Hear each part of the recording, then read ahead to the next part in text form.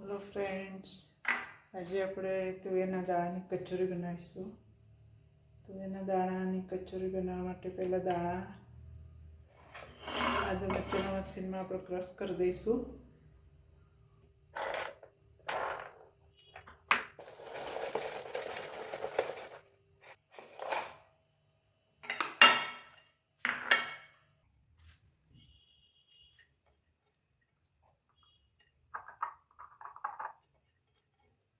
મેં મેદો લીધો છે, મીઠું, અજમો, તેલ, ખાંડ, તલ, નાળિયેરની છીણ, કોથમીર, લીંબુ, દ્રાક્ષ, કાજુ બદામનો ભૂકો, આદુ મરચાં, લસણ અને બેકિંગ સોડા લીધા છે, 1 ચપટી.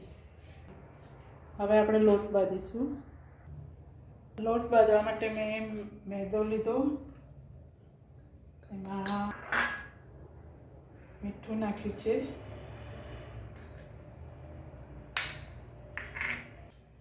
અજમો મસળીને નાખવાનો,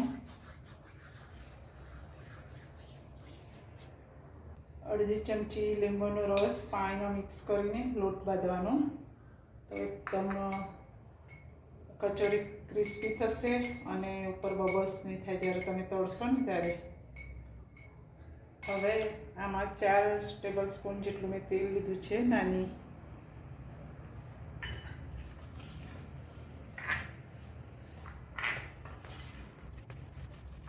અને લોટ રોટલી જેવો હોય નહીં કે આખરે નોર્મલ બાંધવાનો છે, પૂરી જેવો.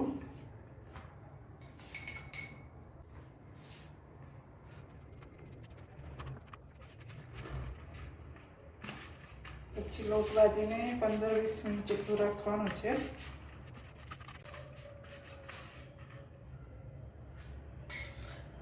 થોડું તેલ નાખીશું. તમે આમાં ઘઉંનો લોટ પણ એડ કરી શકો છો ફ્રેન્ડ. મેદાની સાથે તૈયાર છે આપણો લોટ. રાખીને 15-20 મિનિટ રાખી દઈશું.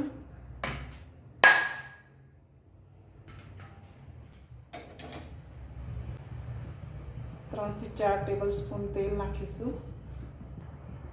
તેલ તૈયાર છે. હવે આપણે બેકિંગ સોડા નાખીશું અને તલ નાખીશું.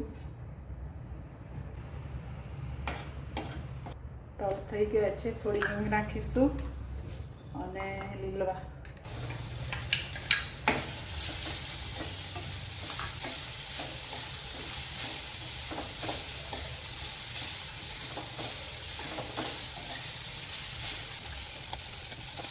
કાપીને કરી દેવાનું.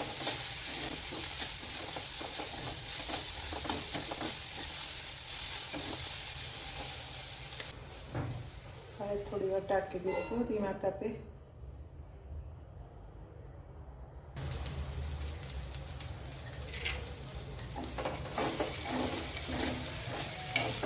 લીલવા ચડી જવા આવશે. જો થોડા એવા લાગે તો તમે 1 ટેબલ સ્પૂન જેટલું પાણી નાખી શકો છો, એનાથી છૂટું ના પડી જાય.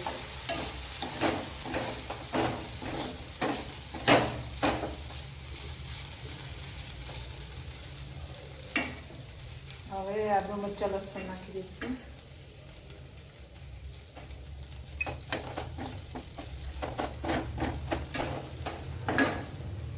મીઠું નાખીશું સ્વાદ અનુસાર.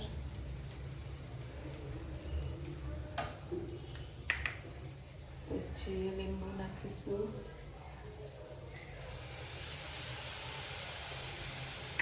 પછી ખાંડ નાખીશું.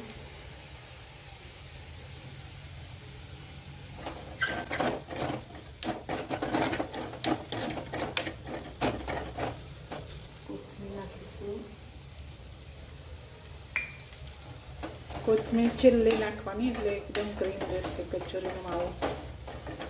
અને 2 ચમચી તમે પાણી નાખશો ને તો થોડી વારતા વાર નહીં લાગે ને આમ ચડતા પણ વાર નહીં લાગે અને છૂટું નહીં પડી જાય. હવે ટોપરાની છીણ નાખીશું.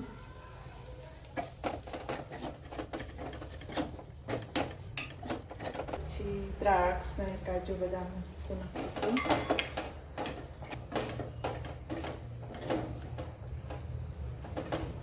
તૈયાર છે આપણો માવો કચોરીનો.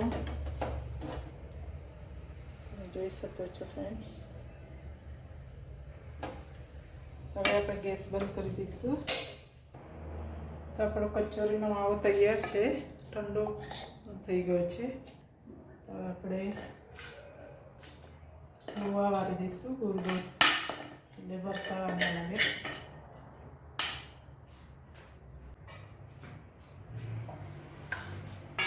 આ રીતના રવા વાળું મૂકી દઈશું આપણે ગોળ ગોળ.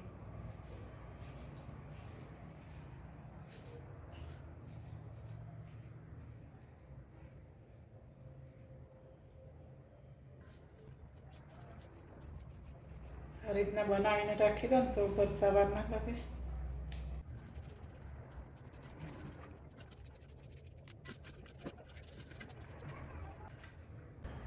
હવે આપણે કચોરી કરીશું.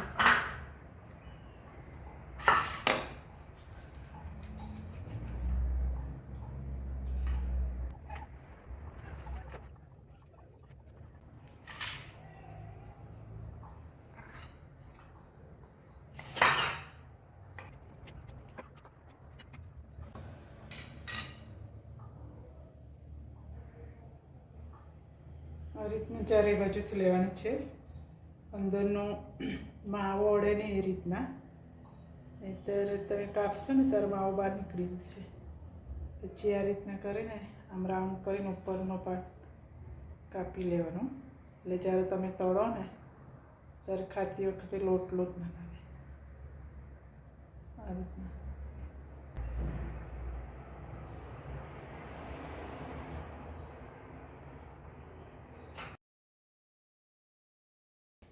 આ રીતના જે ઉપરનો ભાગ છે ને આટલો એ લોટ નીકળી જાય ને એટલે તળીને જ્યારે તમે ખાઓ ને ત્યારે આગળથી લોટ ના લાગે.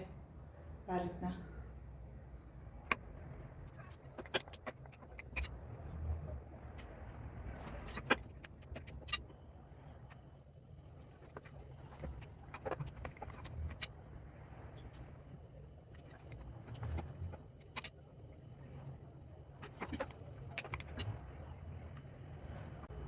એક કપ મેં તુવેરના દાણા લીધા હતા અને 5 કપ જેટલા વટાણા, એટલે 200 ગ્રામ એ 50 ગ્રામ.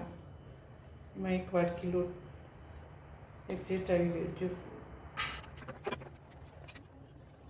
એક બાજુ આપણે તેલ ગરમ કરવા મૂકી દઈશું.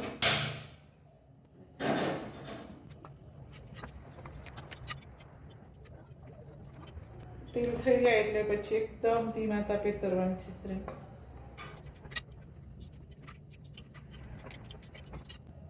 તમે આ રીતના વારી મૂકી દેશો ને પછી હાથ પણ નહીં બગડે ને, ફટાફટ થઈ જશે. રેડી છે. હવે આપણે તરી દઈશું. તેલ તૈયાર થઈ ગયું છે. હવે આપણે ધીમા તાપે તરી દઈશું.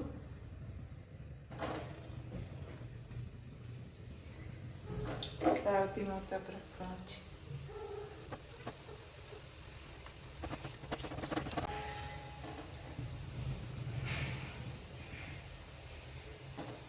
જ્યારે ભરો ને ત્યારે આમ ઉપરનો પાટ કાઢીને પછી દબાવી દેવાની, એટલે ક્યારેય તળતી વખતે છૂટું નહીં પડી જાય અને ખાતી વખતે લોટ લોટ નહીં લાગે.